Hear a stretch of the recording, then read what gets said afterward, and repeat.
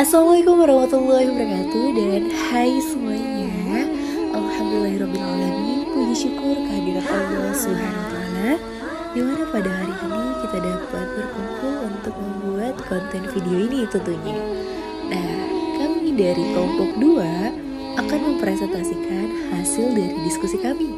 So, check this. Pada fase tertentu dalam kehidupan, mungkin sebagian orang akan menghadapi berbagai macam masalah ataupun melakukan banyak kesalahan.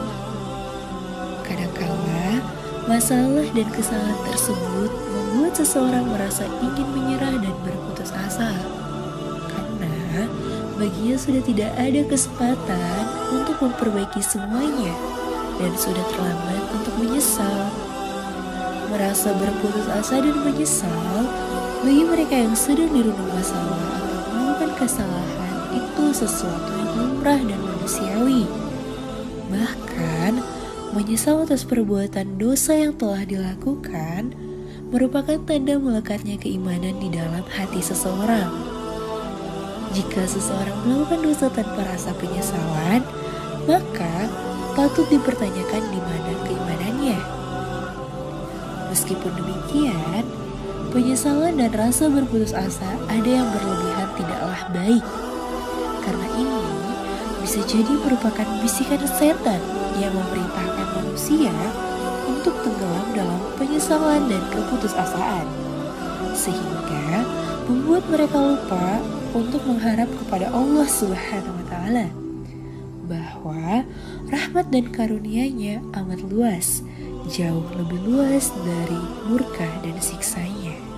Dengan demikian, siapapun, kapanpun dan dimanapun, manakala ia mendapat masalah, hendaknya ia tidak berputus asa dan tenggelam dalam rasa frustasi.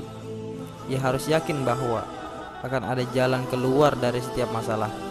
Di sisi lain, manakala seseorang melakukan kesalahan seperti berbuat dosa, hendaknya ia menyesali perbuatannya tersebut tanpa berlebih-lebihan, apalagi sampai berputus asa dari rahmat dan ampunan Allah Subhanahu wa Ta'ala.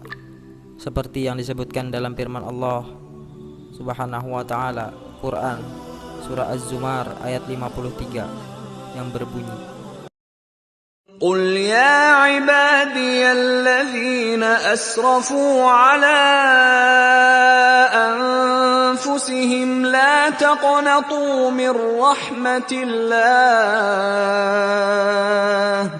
إن الله يغفر الذنوب جميعا إنه هو الغفور الرحيم.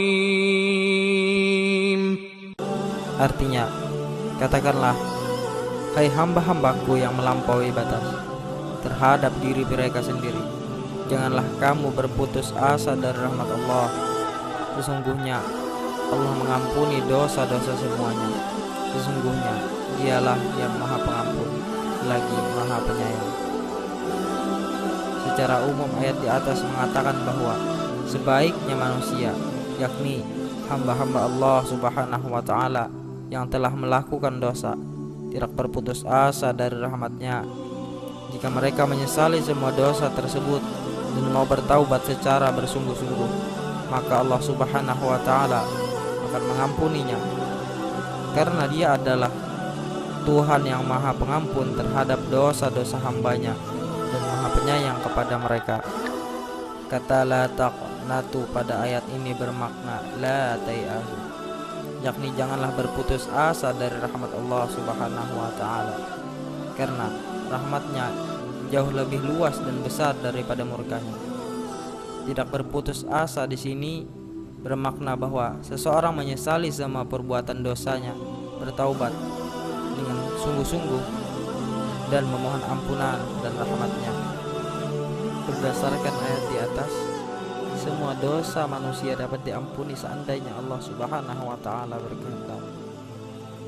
Namun, dalam sebuah hadis dijelaskan bahwa ketika Quran surah Az-Zumar ayat 53 turun, seorang laki-laki bertanya kepada Rasulullah SAW, "Ya Rasulullah, bagaimana dengan dosa orang yang syirik?" Kemudian Nabi SAW diam sejenak, Dan laki-laki itu bertanya lagi, bagaimana dengan dosa orang yang syirik? Beliau menjawab, kecuali orang yang menyekutukan Allah.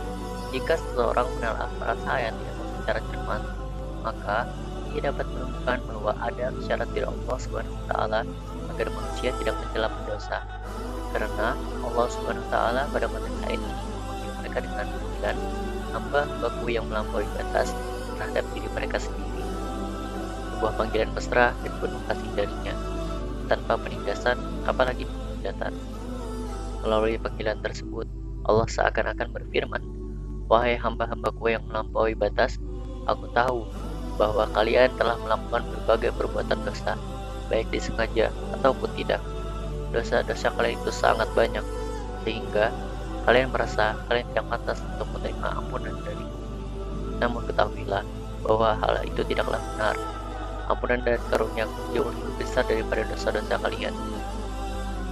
Oleh karena itu, janganlah kalian berputus asa dari rahmatku, dan teruslah memohon ampun kepadaku atas kesalahan-kesalahan kalian.